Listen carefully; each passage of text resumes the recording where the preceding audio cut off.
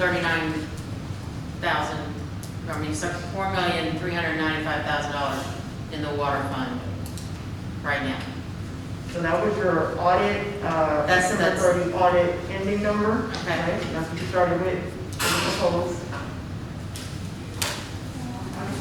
But it should be. That's the top line. That should have been our ending balance as of 9/30. Where does that sit? Does it gather interest someplace?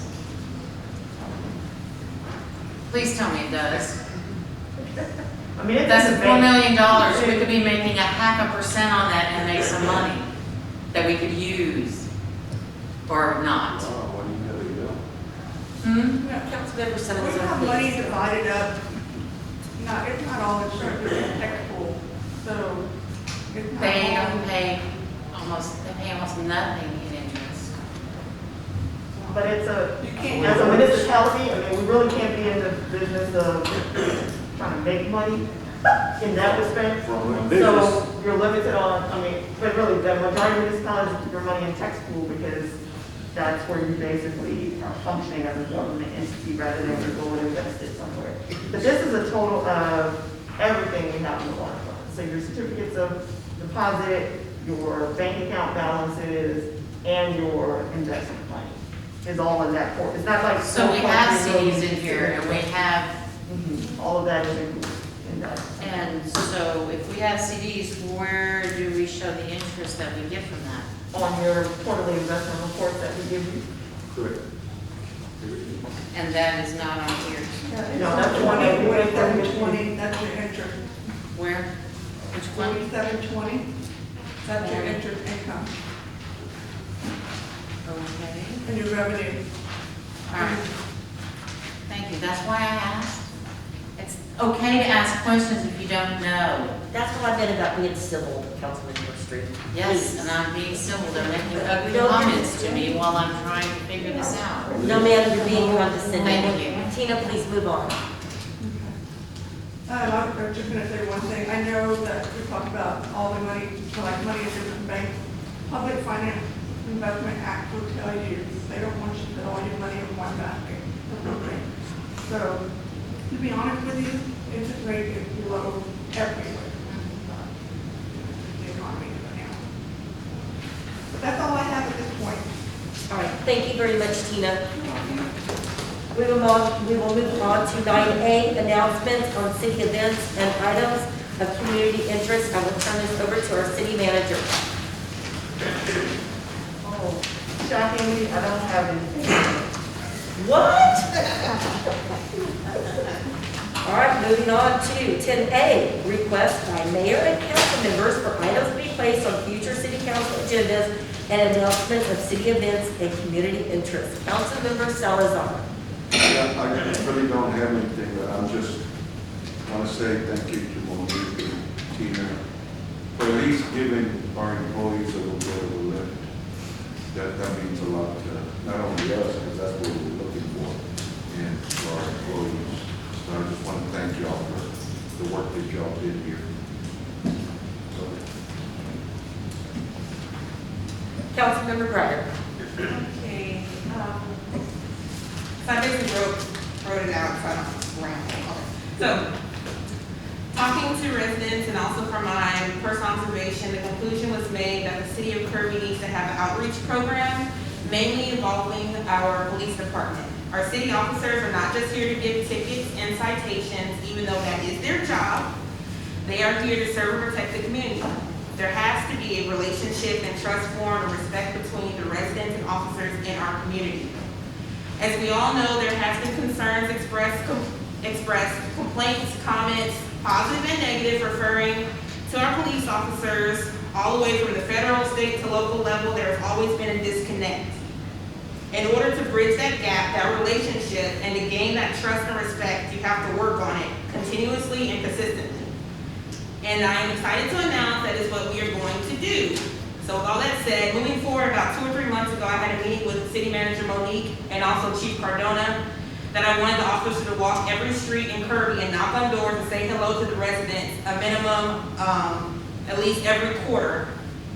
I'm pleased to announce the first Kirby Police Department Community Outreach event will be held Saturday, August 21st, 10 a.m. to 12 noon.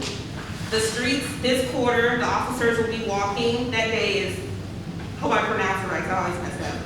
Korean Drive, Korean Glen Drive, Buzz Aldrin Drive, Swan Lane, and Korean Oak Drive. What day was that, Councilman? August 21st, Saturday, 10 a.m. to 12 noon. I'll be out there also right alongside the officers, knocking on doors, saying hello. If I haven't already met you or the officers, we will that day on those streets. Plus we have information we'll be passing out, just with some like important contact numbers on there to pass out. But it's just really to say hello, like, you know, they're just not here just to give you tickets. It's like a community effort. So if anyone up here wants to block walk from 10 a.m. to 12 p.m., anyone from council or the mayor, on Saturday, August 21st, please let me know by COB Friday. As long as we don't have a quorum. Well, we're gonna It's divide Friday. up, so you won't be walking together. And that's, since the teams part, that's why we need to know by COB Friday so we can manage like the team. Okay. So, and I also want to say, so there never can be enough community outreach. Community outreach is so vital and important and always needs to be worked on. So again, August 21st, 10 to 12, myself and officers are excited to meet and say hello to everyone. And what I really like about this is that we're coming on the residents' turf. So we're coming to you, you know, so you might feel more comfortable. They might feel more comfortable, I know I would, you know. They might not want to go to and then, you know, walk up to the police department or something, you know, so. I just think that makes a big difference, coming to you and being on your turf, at the officers, and they're excited to do this, so I think, you know, that speaks volumes. Okay, so, hope to see you there. The other thing is, so, for city council meetings, so I've had some residents express concerns that they're not getting into the building, like, it varies what times the door open on council meeting night. Is there a way we can be, like have some structure with it where like 15 minutes prior to the meeting, the doors are open? And it is, we open the doors at 6:45. It's gonna make Not last time. The only time, okay, the only time that we haven't opened the door at 6:45 is if there was a situation where the security was out on a call. So we can't open the doors until security is here to check people in. So that may happen on one or two occasions, but the doors open at 6:45. 6:45. Meeting starts at 7. If it's a 6 o'clock meeting, it'll be 5:45. Okay. The other thing is everyone just please stay safe and mask up. Better yet, get vaccinated if you haven't already and use common sense. Also, I want to thank Councilman Mike Martin and Councilwoman Susan Street for hosting the second town hall this year. That was great. The residents, they loved it, and thanks for providing dinner also at the town hall. Another thing, oh, and all the kids out there, like my intern Angela, happy birthday Angela. They're all going, they're going back to school or already started, and I hope that all the kids and the teachers, especially the teachers, also have a great school year. Be safe, and just thank you to all the city staff and public works. Police department, fire department, everyone, and have a great weekend. That's it. Councilmember Gray. Okay, I never thought I'd be able to say this in my lifetime now that Ben Zimmerman is finished and closed out. I'd like to put on the agenda, I'd like to discuss removing the parking sign, no parking signs from the west all the way down to where all the last house is on the north side of the street. And the reason being, just like my neighbor across the street, she had a birthday party, and the cars were parked from my house, well, before my house, actually, about 3 houses, all the way down to Crest, because they can't park on the north side of the street.